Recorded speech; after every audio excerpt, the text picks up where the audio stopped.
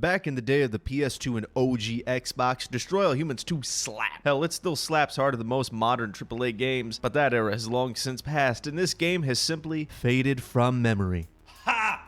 Wrong! Destroy All Humans 2 is back, baby! But let's make one thing clear. The world is not ready for the return of Destroy All Humans 2. If you don't understand, then welcome to Boomer Talk. First, let's address the freakishly large elephant in the room because the biggest taste we got of this game right now is a trailer and a free demo, right? Wrong. This game has been around since 2006, and before that we had OG Destroy All Humans, which came out a year prior to the arguably better sequel in the golden era of gaming, Before the Dark Times. So let's just say color me surprised when I saw the OG game I loved as a kid got a remake back in 2020, and now the sequel is getting its own remake. It's been nearly 2 decades since the OG games came out, and now on the modern gaming landscape, this series is and has made a long-awaited comeback. The big question here, though, is what took so long? Well, we have to look back on what the hell happened to the series. To no surprise, what probably put a teensy tiny little delay on everything is that the series creators, Pandemic Studios, were shut down by none other than EA.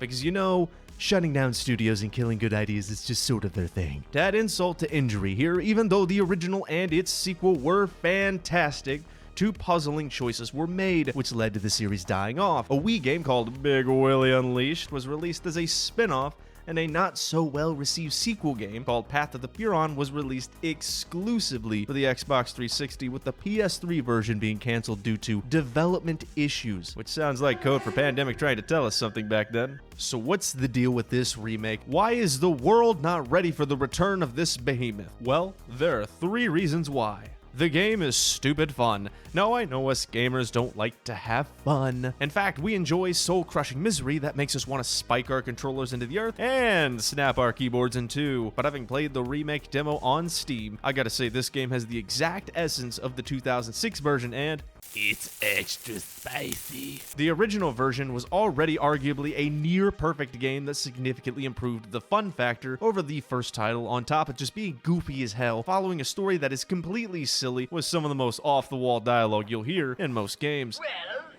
humans tend to sublimate their individuality into tribal units bound by social and political commonality. Such groups are full of docile sheep, ripe for conversion to the way of the sacred crotch. Hail, Archvoodle!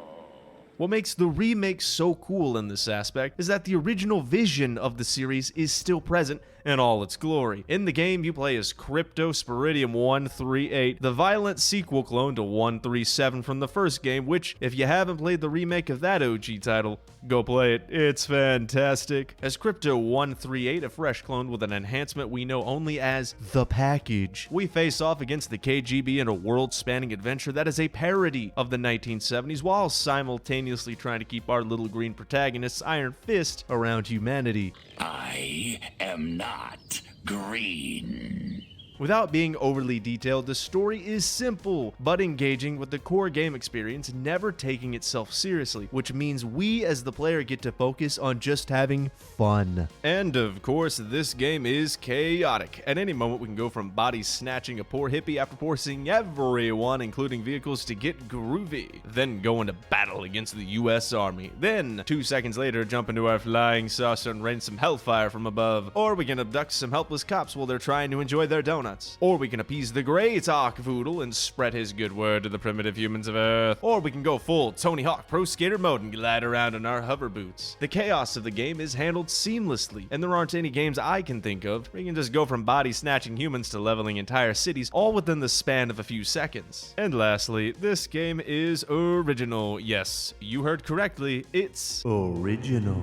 These days, when it feels like the same game just keeps getting made over and over again, when something unique hits, sometimes people take notice and a revolution is born. And it's always refreshing to see something other than the never-ending cycle of, we don't like to take risks, so we are going to give you the same game you played every year, reskin it, call it something else, and hope you don't notice. Don't take this as me just complaining, because let's be honest, I am being about as original as the dead horse that I'm beating right now. But Destroy All Humans 2 was and is, as the remake demo has demonstrated, still an original idea that we have yet to see truly emerge in this climate of gaming. I mean, we play as an alien that flies around in a saucer that has an anal probe cannon for a weapon. How much more original can you get? Don't answer that. That was a rhetorical question. Make no mistake, the full release of the remade version of Destroy All Humans 2 is still some time away from getting into our Cheeto dust-covered hands, and I know what you're thinking. How am I getting all this info? Because I'm a 27-year-old boomer that was lucky enough to play the original titles back in their heyday, and if the original remake is anything to go by, this one will be the same game with a new coat of paint, and enhanced for next gen.